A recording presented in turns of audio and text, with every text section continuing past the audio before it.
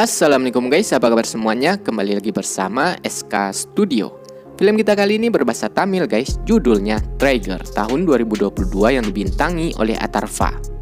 Mengisahkan tentang seorang intel yang berhasil membongkar kejahatan terorganisir yang telah berjalan selama puluhan tahun. Gimana ceritanya? Oke yuk, tanpa berlama-lama langsung saja kita hantam ke plotnya.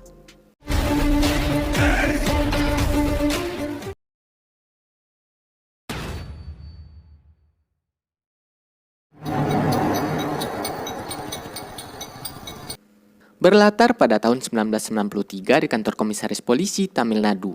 Segerombolan preman menyerang kantor polisi di mana kantor tersebut baru kedatangan komputer yang nantinya akan digunakan untuk membackup seluruh file di kantor tersebut yang selama ini hanya disimpan secara manual.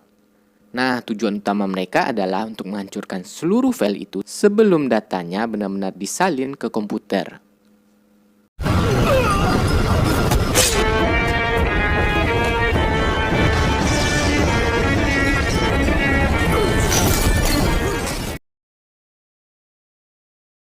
Singkat waktu, cerita beralih ke penjara yang kedatangan penghuni baru bernama Michael yang katanya masuk gara-gara kasus jambret. Alih-alih tertunduk lesu, Michael terlihat seperti bocah 5 tahun yang datang ke taman bermain. Dia terlihat sangat antusias. Jadi sebenarnya Michael ini bukanlah penjahat kacangan. Dia sengaja masuk penjara untuk mencari anggota karena Michael ingin mengembangkan bisnisnya. Di sana dia bisa dengan mudah merekrut anggota baru karena stoknya melimpah. Ditahan karena kasus jambret adalah skenario Michael agar polisi tidak mengawasinya selama di penjara. Lagi pula penjara adalah tempat bersembunyi paling aman untuk penjahat kelas kakap seperti Michael. Dibandingkan di luar, mau tinggal di hotel berbintang kejora sekalipun, pasti tidurnya nggak bakalan nyenyak. 28 tahun kemudian cerita beralih ke Prabakar yang diomelin ibunya karena dalam sebulan bajunya bisa 4 atau 5 kali terkena noda darah. Dan alasannya selalu sama, yaitu membantu orang kecelakaan. Yang membuat ibunya pun bertanya-tanya, masa iya setiap minggu bantu orang kecelakaan?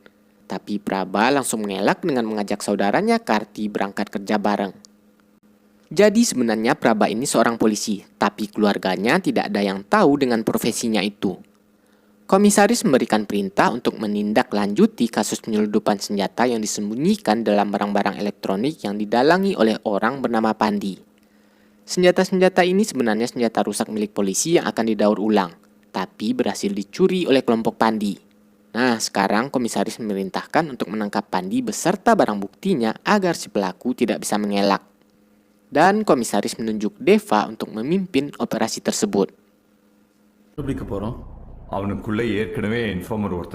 Murti, informan Praba yang bekerja dengan Pandi, memberikan info lokasi dan jadwal pengiriman. Murti berani mempertaruhkan nyawanya karena Praba sudah membantu anaknya masuk sekolah lantaran selama ini nggak ada sekolah yang mau menerima anak Murti karena bapaknya seorang gangster.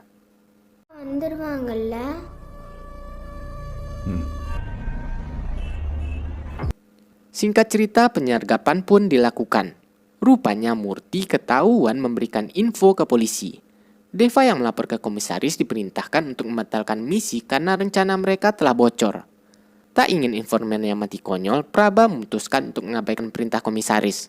Lalu dia nekat maju sendirian untuk menyelamatkan si Murti. Maira Poch.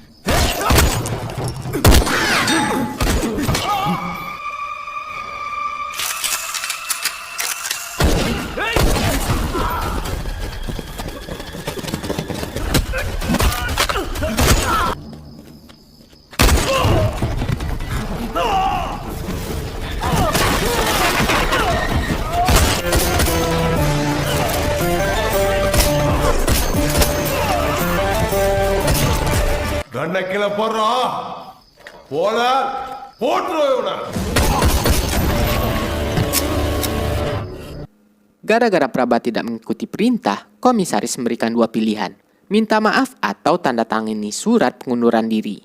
Yang akhirnya Praba memutuskan untuk mengundurkan diri karena dia merasa tindakan yang dia lakukan tidak salah.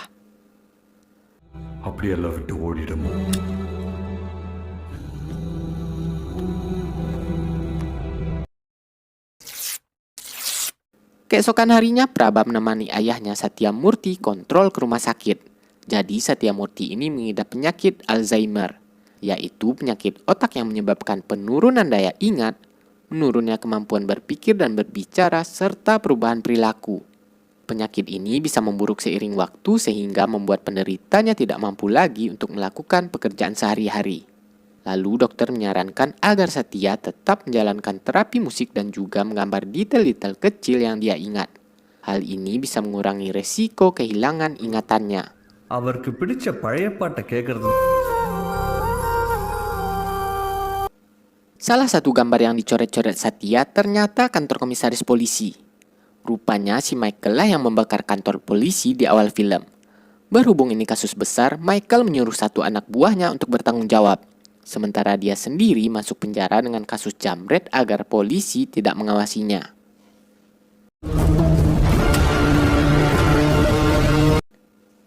Komisaris yang sedang mencari-cari Prabha berhasil menemukannya di pinggir jalan. Prabha terlihat masih kesal. Ayahnya dulu seorang polisi rajin dan jujur, tapi dipandang sebagai pecundang karena ayahnya menjadi korban konspirasi yang akhirnya dipecat. Oleh karenanya, Prabha ingin menjadi polisi yang bersinar untuk didedikasikan buat ayahnya. Tapi sekarang harapannya telah sirna. Kemudian komisaris mengajak Prabha ngopi di restoran yang katanya kopinya enak banget. Tapi bohong. Lalu komisaris memberikan koran berita tentang ayah dan anaknya yang tewas oleh rekan mereka saat ditahan di kantor polisi. Dan Prabha langsung nyeletuk. Ya mau gimana lagi, orang polisi baiknya sudah Anda pecat, ujar Prabha.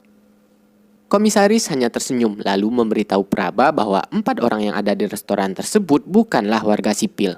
Mereka adalah polisi intel yang dibentuk khusus oleh komisaris untuk mengawasi dan membantu polisi di negara bagian Tamil.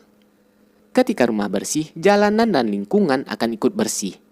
Hanya jika kantor polisinya bersih, 5 km di sekitar area itu akan bersih dan aman dari kejahatan, ujar komisaris.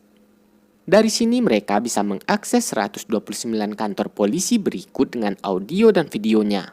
Mereka juga bisa menyadap HP dari polisi biasa hingga berpangkat asisten komisaris 2 tingkat di bawah pangkat komisaris. Lalu Prabha diberikan tugas untuk pemantauan dan pelaporan terhadap polisi-polisi di kota yang melakukan kejahatan di mana saja. Apapun yang terjadi, tak ada satupun yang boleh tahu kalau dia seorang intel. Dan mulai sekarang restoran tersebut menjadi kantornya.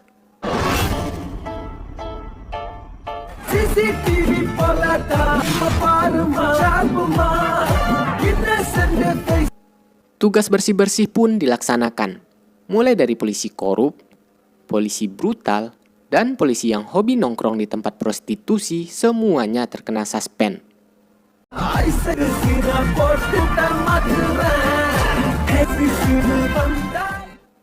Singkat cerita, mereka sedang mengincar SCP Karunakar. Kili, rekan Prabha, berhasil mencuri handphone Karunakar buat menghapus video yang digunakan Karunakar untuk memeras seorang gadis. Karunakar yang mengancam akan menyebarkan video gadis tersebut kena tampol ketika dia menyadari bahwa handphonenya telah hilang.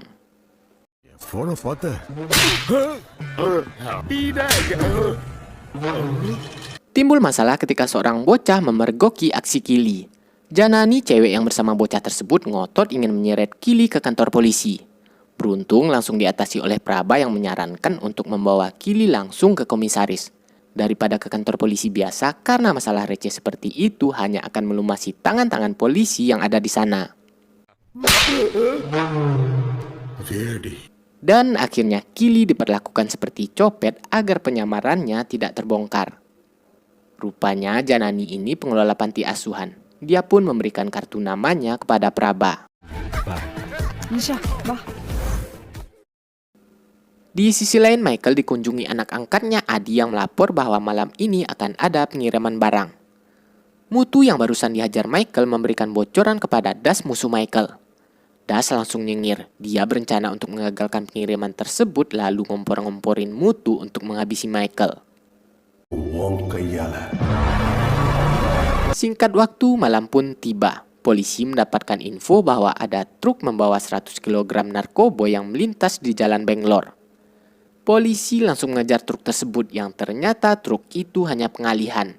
Sementara truk yang aslinya jalan di sisi sebelahnya dan langsung dikawal oleh Adi. Das benar-benar kena tipu.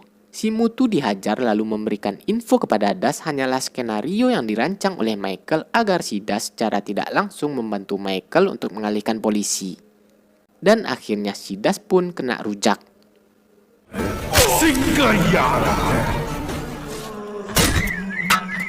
Sementara itu komisaris datang sambil marah-marah karena Praba menghajar Karunakar. Komisaris memperingati Praba bahwa pekerjaan mereka adalah memantau dan melaporkan, bukan beraksi. Komisaris meminta Praba untuk tidak menyepelekan pekerjaannya. Jangan sampai penyamarannya terbongkar.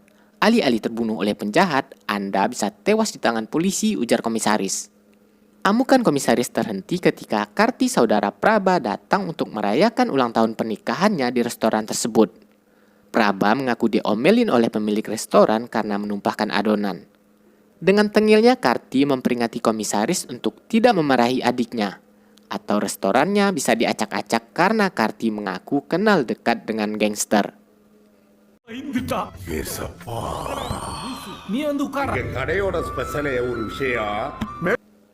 Melihat Sri kakak iparnya murung, si Praba sedikit kepo. Bukankah hari ini hari yang spesial? Kata Karti, istrinya sedih karena sudah 10 tahun mereka menikah, belum juga mempunyai anak. Berbagai macam saran dokter sudah mereka jalani. Tapi ya mungkin belum rezeki. Prumal rekan Praba yang mendengarnya langsung menghampiri Sri. Menurut Prumal, tidak mempunyai anak bukanlah hal yang menyedihkan. Prumal sendiri mengaku mempunyai anak.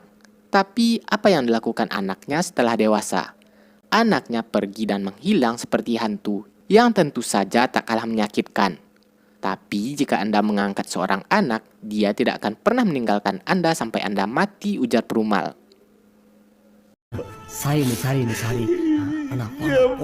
Curhatan Prumal memantapkan niat Karti dan istrinya untuk mengadopsi seorang anak. Akhirnya mereka pergi berkunjung ke panti asuhan Janani. Di sini ayah Praba sedikit teringat dengan masa lalunya. Saat itu Satya membawa kabur seorang bocah dan kepalanya digetok oleh orang-orang yang mengejarnya.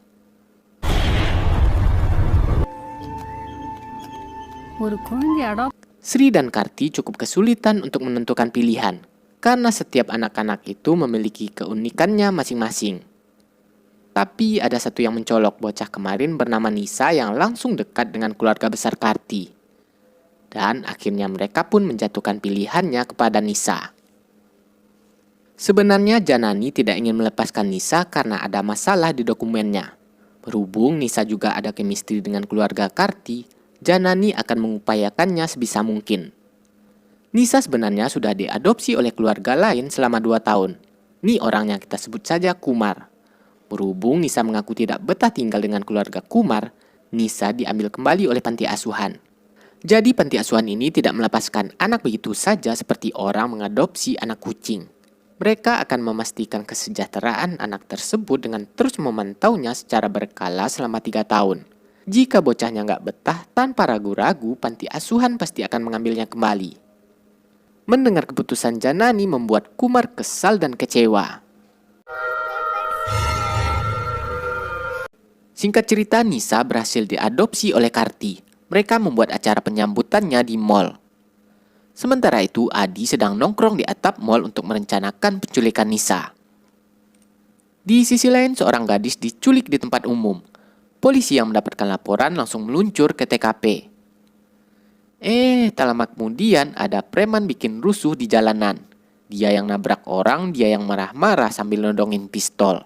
Dan lagi-lagi polisi meluncur ke TKP. Sebenarnya ini modus operandi yang digunakan Adi untuk membuat polisi sibuk. Semua insiden tersebut terjadi di area Kapolsek tempat Adi akan beraksi. Berhubung polisi yang pergi menyelamatkan gadis yang diculik mengalami kecelakaan, Praba langsung bergerak. Dia tidak bisa cuma nonton doang. Bukankah mereka juga polisi? Menurut Praba, tidak menolong orang demi menjaga identitas bukanlah sebuah alasan.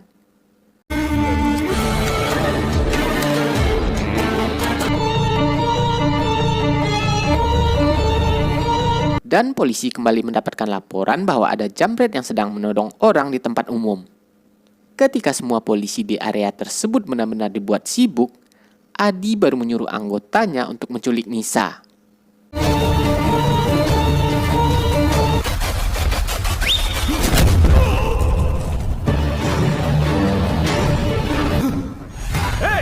Anna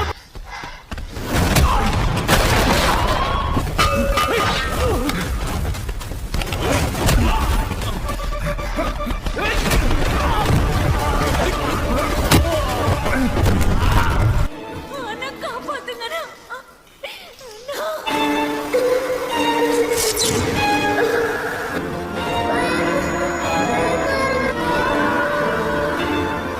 Praba berhasil menyelamatkan wanita tersebut, tapi sayang Nisa juga berhasil diculik. Janani sangat ketakutan. Dia mengaku sudah menghubungi polisi lebih dari 10 kali, tapi selalu diminta untuk menunggu karena semua personil sedang sibuk.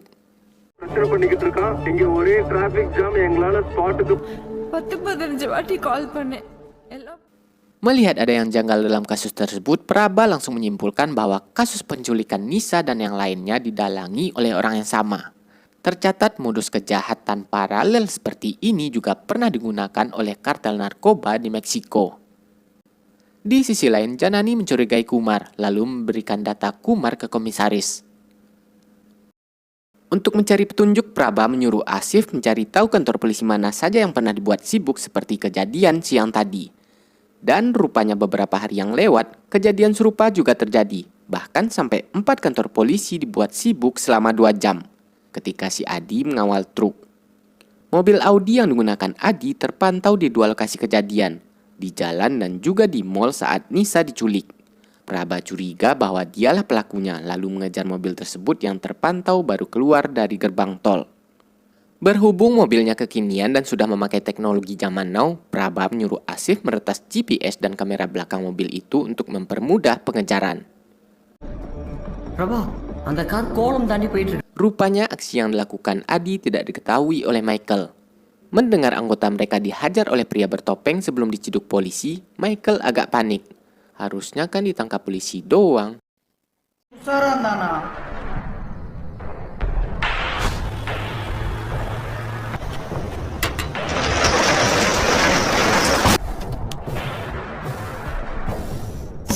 Sementara itu Janani yang pergi ke rumah Kumar dibuat kaget karena si Kumar dan istrinya telah tewas. Dengan ini jelas sudah berarti bukan Kumar lah yang meminta Adi untuk menculik Nisa. Adi melapor ke Michael kalau bocah yang lolos dari pengiriman kemarin sudah ditangkap. Nah, sebenarnya Michael ini adalah pelaku sindikat perdagangan manusia, khususnya anak-anak. Modus yang mereka gunakan sangat brilian, makanya bisa bertahan selama puluhan tahun. Gara-gara ulah si Adi, si Michael marah-marah. Sebenarnya mereka nggak pernah comot anak orang di siang bolong, di tempat umum lagi. Sebelum bisnis mereka benar-benar terbongkar, Michael menyuruh Adi untuk membersihkan tempat tersebut dan juga si Nisa. Karena dia curiga si pria bertopeng alias Praba mengetahui pola kejahatan mereka. Tapi telat karena Praba sudah tiba di sana.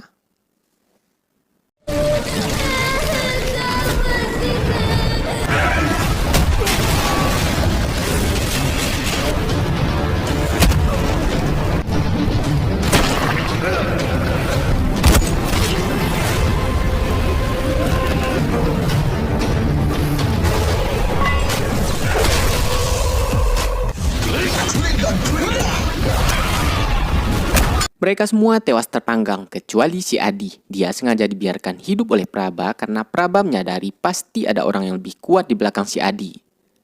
Kesal karena taktik yang dia mainkan selama puluhan tahun sekarang sudah terendus, Michael memutuskan untuk keluar dari sarangnya dan ingin memastikan sendiri siapa orangnya.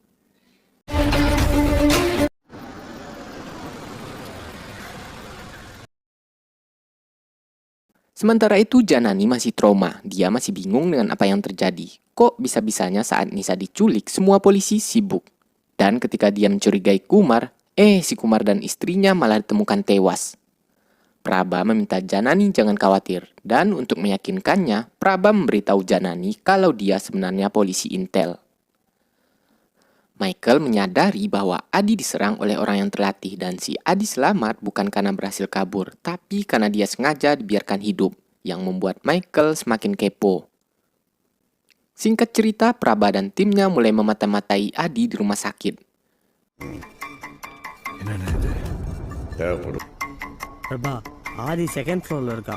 Rupanya Michael juga ada di sana. Si Adi mengaku tidak melihat wajah orang yang menyerangnya dengan jelas karena saat itu banyak asap. Karena kesalahan yang dia perbuat sangat fatal, akhirnya si Adi pun tewas.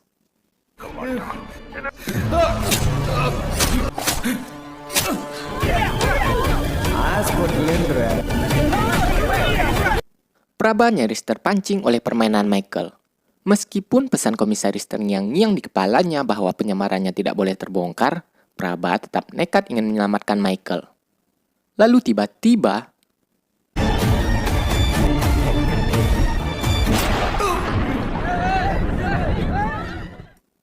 si pelaku tewas ditembak Prumal dari kejauhan agar identitas Praba tetap aman. Akhirnya Michael belum juga mendapatkan orang yang dia cari. Begitu juga dengan Praba, dia tidak curiga sama sekali dengan Michael karena secara kasat mata Michael terlihat seperti korban.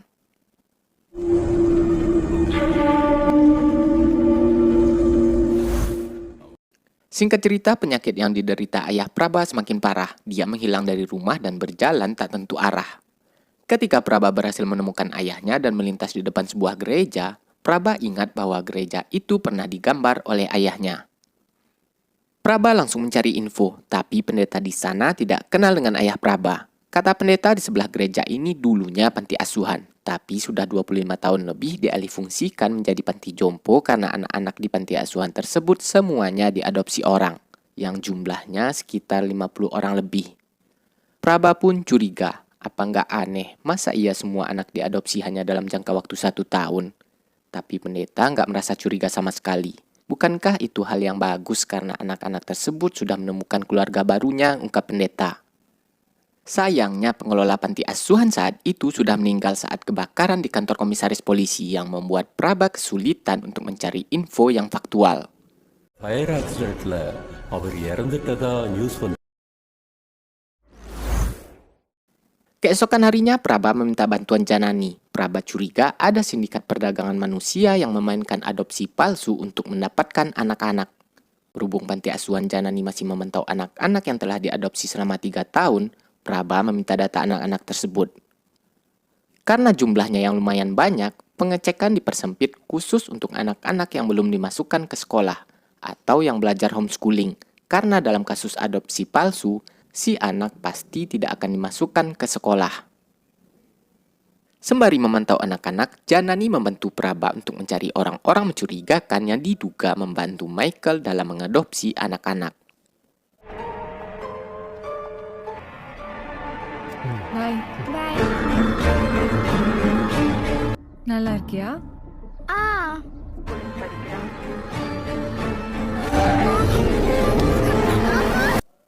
Di sisi lain, anggota Michael menculik 20 orang anak secara acak lalu meminta uang tebusan yang harus disetorkan nanti malam di sebuah bar.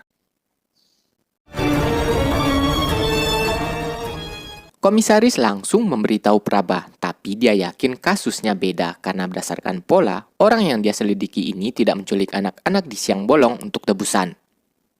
Lalu komisaris nyuruh Deva untuk menangani kasus tersebut. Akhirnya Praba menemukan orang suruhan Michael yang kelihatannya ramah dan baik, sampai-sampai Janani sangat percaya kepadanya. Beruntung HP yang tinggalkan Janani menangkap semua percakapan orang tersebut.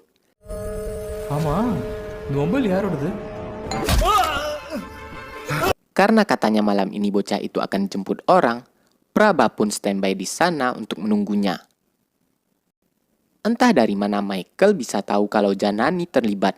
Dia pun langsung menyuruh anak buahnya untuk menghabisi Janani berserta anak-anak di sana.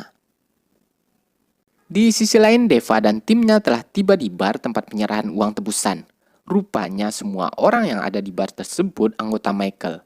Alhasil mereka pun masuk jebakan. Singkat cerita, anak buah Michael tiba di tempat Praba. Mereka pun langsung baku hantam.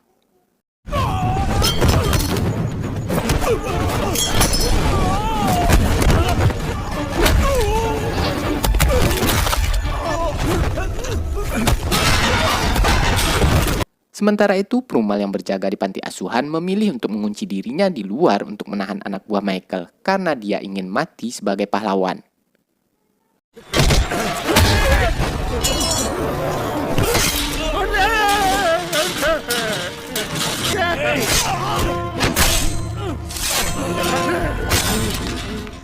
Praba yang mendapatkan info bahwa Deva dan timnya menjadi bulan-bulanan terpaksa datang ke bar.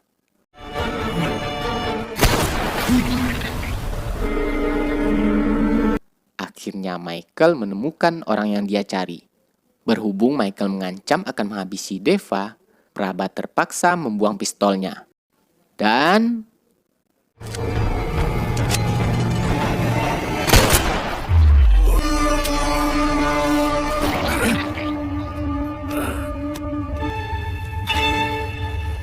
ternyata si Deva anak kandung Michael.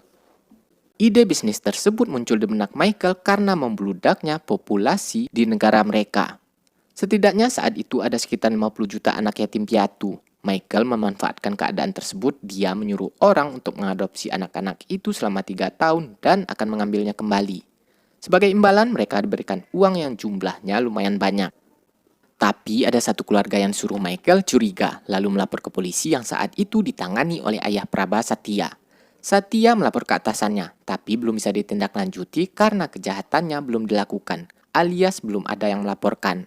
Lagi pula masih banyak kasus mandek yang harus segera ditangani oleh polisi. Tapi atasan Satya tetap menyuruh Satya untuk mengumpulkan bukti-bukti jika dia mencurigainya. Akhirnya dikumpulinlah sama Satya bukti-bukti dan detail tentang Michael yang dibuat sangat terperinci. Lalu diarsipkan di kantor komisaris. Jadi nanti kalau ada muncul keluhan seperti yang diselidiki oleh Satya, si Michael bisa langsung diciduk. Nah, gara-gara itulah Michael menyerang kantor polisi untuk melenyapkan file tersebut. Frustasi karena filenya terbakar, Satya membawa kabur satu anak yang diadopsi oleh Michael. Niatnya mah pengen nyelamatin, tapi ujung-ujungnya malah jadi bumerang karena Satya dituduh menculik anak orang dan akhirnya dia pun dipecat. Tadinya Michael ingin menghabisi Satya. Berhubung Satya terlihat linglung karena ingatannya perlahan menghilang yang disebabkan oleh trauma bekas getokan, Michael akhirnya mengurungkan niatnya. Untuk planning jangka panjang, Michael memasukkan anaknya Deva menjadi polisi. Jadi nggak heranlah misi Praba bersama Deva sebelumnya bocor karena ulah si Deva. Dan yang menghabisi Kumar juga si Deva. Yang lebih parah lagi nggak banyak yang tahu kalau Deva anaknya Michael. Tiba-tiba Kroco tadi terbangun. Hal itu dimanfaatkan Praba untuk kabur dengan cara terjun bebas.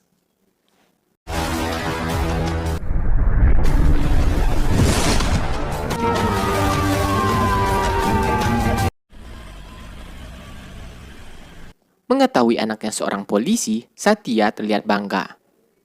Singkat cerita, Michael mengumpulkan bocah-bocah yang sudah 3 tahun diadopsi oleh orang suruhannya. Bocah-bocah ini sudah dimasukkan ke daftar list pengiriman selanjutnya. Keesokan harinya, Michael datang ke rumah sakit untuk menemui Satya. Tapi Satya tidak ingat sama sekali dengan Michael. Lalu Michael membawa pergi Nisa dengan alasan sedang ditunggu oleh Janani. Namanya orang linglung ya manut-manut aja. Ibu Praba tidak menyangka Praba seorang polisi. Dialah yang melarang keras Praba untuk tidak menjadi polisi karena kecewa suaminya diperlakukan demikian. Makanya Praba selama ini menyembunyikan profesinya tersebut. Tapi Praba berpandangan lain. Justru karena ayahnya diperlakukan seperti itulah Praba memutuskan untuk menjadi polisi karena dia ingin memperbaiki nama ayahnya. Dan sekarang dia ingin membuktikan bahwa ayahnya tidak bersalah. Singkat cerita, Praba mengorek informasi dari Mutu rekan Michael di penjara. Berhubung anaknya bonyok, Mutu akhirnya buka mulut. Mutu bilang si Michael adalah sindikat perdagangan manusia yang melakukan transaksi di dark web. Jalur pengirimannya lewat laut. Tidak tahu pasti bocah-bocah tersebut dikirim ke negara mana. Tapi yang jelas, bocah laki-laki biasanya dijadikan anggota militer oleh pasukan pemberontak. Sementara bocah perempuannya dijadikan budak seks. Satya baru ingat Nisa dibawa orang. Kata Praba nggak usah khawatir karena mereka akan menyelamatkan Nisa dan juga anak-anak yang lain. Praba yakin malam ini Michael akan datang untuk menghabisi keluarga mereka. Lalu Praba mempercayakan masalah ini kepada ayahnya. Tapi Satya sangat pesimis. Apa mungkin? Karena 10 menit aja setelah orang bicara, dia langsung lupa. Jiwa seorang polisi masih bersemayam di dalam dirimu dan saya yakin polisi itu tidak akan pernah lupa dengan penjahat, ujar Praba. Asif berhasil melacak Nisa yang dipindahkan ke truk di depan ATM. Lalu Praba langsung mengejar truk itu. Tapi di tengah jalan, Praba sadar kalau truk Nisa hanya pengalihan. Karena ya janggal aja kelihatannya. Masa mereka mindahin Nisa di depan ATM kayak nggak ada tempat lain. Seolah-olah mereka diarahkan untuk mengejar truk tersebut. Akhirnya Praba meminta komisaris untuk merazia jalan NH45 tempat truk itu melintas. Dan juga jalan NH16 karena Praba curiga anak-anak yang lain melintas di jalan itu karena jalan NH16 ada di gambar yang dibuat oleh ayahnya. Truk yang dicurigai mengangkut Nisa rupanya kosong. Dan bus sekolah yang mengangkut anak-anak benar-benar melintas di jalan NH16. Tapi karena melihat polisi razia, mereka langsung belok ke area hutan. Dan berhasil di-stop oleh polisi. Satu bocah di bus itu berhasil kabur, lalu diselamatkan oleh Praba. Dan terlihat bocah itu masih memakai baju sekolah. Rupanya bocah itu yang diculik Michael secara acak beberapa hari yang lewat. Artinya bus itu hanya pengalihan karena isinya anak-anak yang diculik beberapa hari yang lewat. Sementara anak-anak yang dijadwalkan untuk pengiriman berada di kendaraan lain. Melihat Praba ada di dekat bus, Michael langsung menyuruh Deva jalan. Nah, dengan truk molen inilah mereka menyeludupkan anak-anak. Praba menyuruh polisi di sana untuk mengulur waktu agar Michael tidak merubah rutenya. Lalu dia kembali masuk ke jalan NH16. Berhubung di sana area hutan di mana CCTV-nya sudah dilengkapi dengan sensor thermal, Asif bisa dengan mudah melacaknya. Dan berhasil menemukan posisi Deva.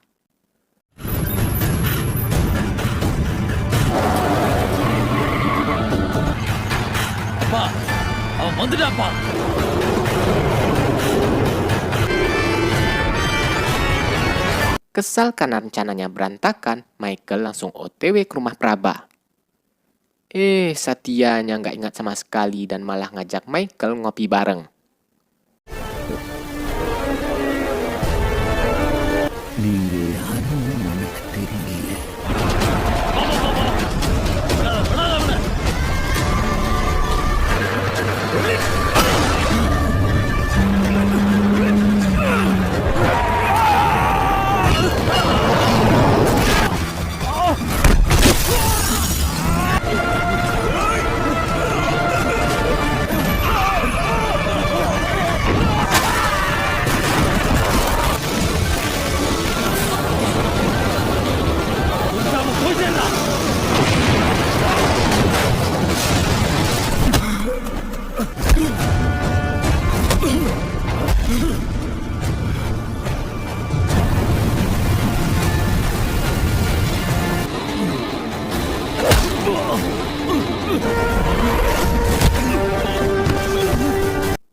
Akhirnya Deva dibuat tumbang, lalu masuk panggilan dari Michael.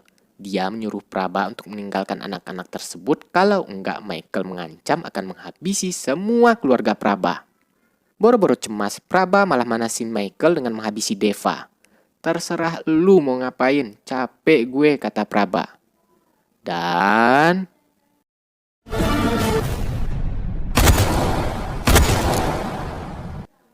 akhirnya si Michael lah yang tewas di tangan Satya.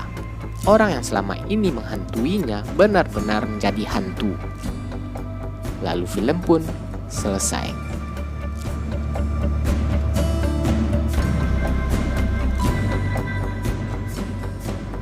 Oke guys, sampai di sini dulu untuk videonya. Agar kami tidak pensiun, jangan lupa like, komen, dan subscribe jika menurut kalian video-video kami cukup menarik untuk ditonton.